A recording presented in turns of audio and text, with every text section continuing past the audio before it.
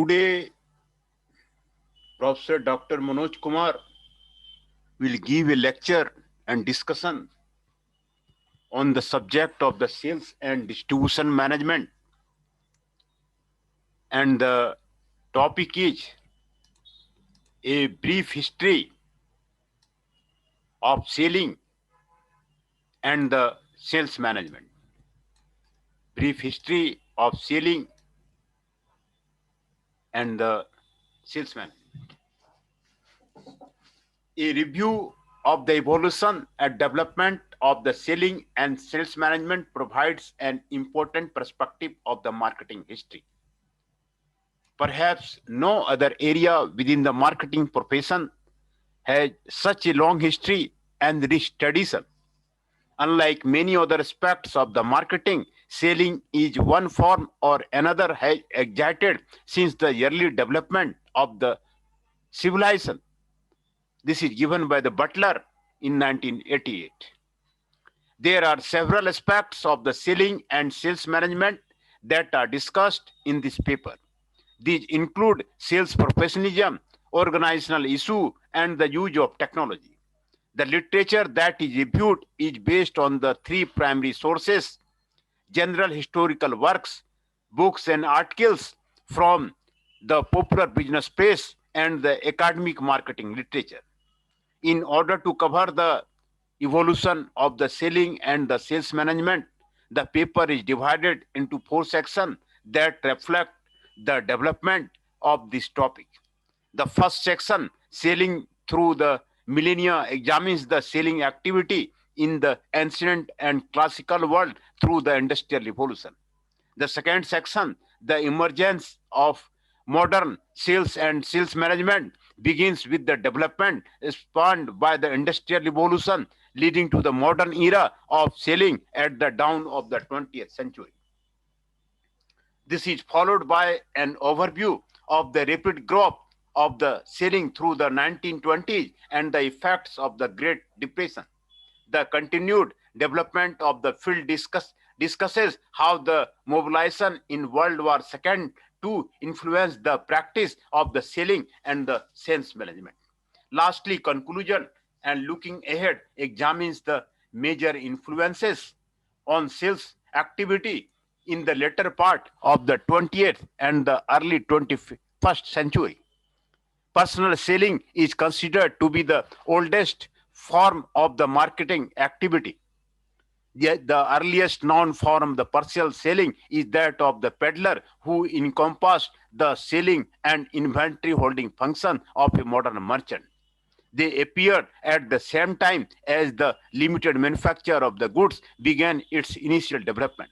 The peddler, also referred to as an inherent merchant, can be considered the originator of the retail merchandising. The discovery of the New World and the development of trade with the colonies expanded commerce to the new level. The later development of the steam power, iron construction, and the screw popular led to the further increase in the international trade. A second type of the salesperson appeared in the early half of the 18th century was a greeter of the drummer employed by the suppliers and the manufacturers.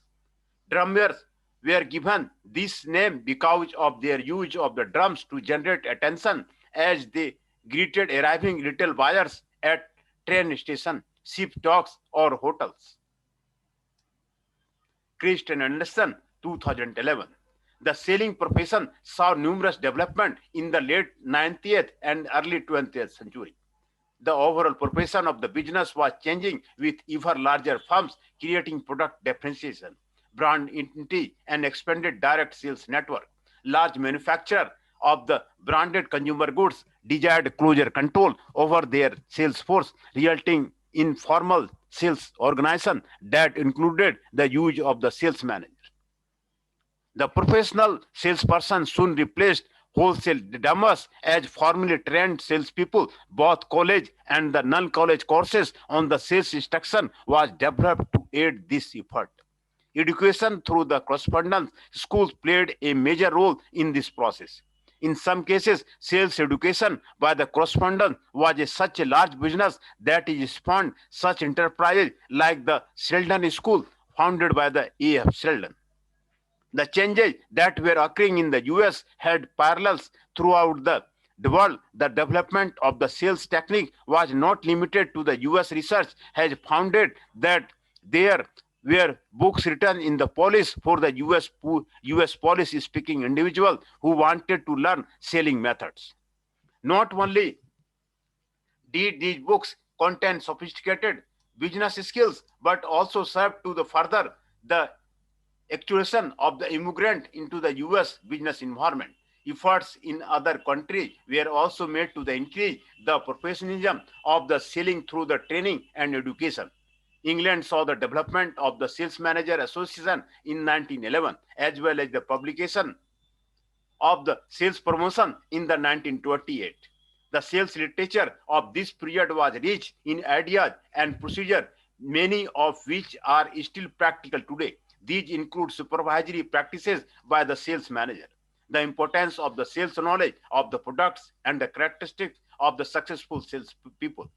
Although the dominant character and practice of the sales profession had largely developed by this time, there were numerous events in the second half of the 20th century that would continue to evolve the science of the selling. During this time, sales and sales management activity were now considered to be more aligned with the overall strategy and goals of the organization.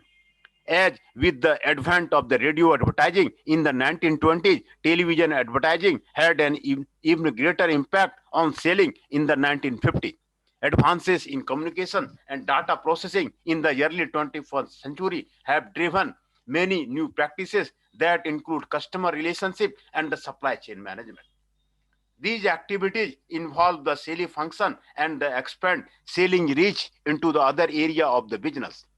They have created a profilation of the media channel and the customer contact points. The ability to communicate electronically via numerous new methods and technology have created and facilitated numerous changes and advancement to the selling process, with many more likely to occur. Countless salespeople now work from home office and are members of the virtual teams. These individuals and processes are a great distance in time and method from the classic peddler and the drummer. However, they remain the key to matching supply with the demand between the buyer and the supplier. And the references are given. This is the brief history of the selling and the sales management.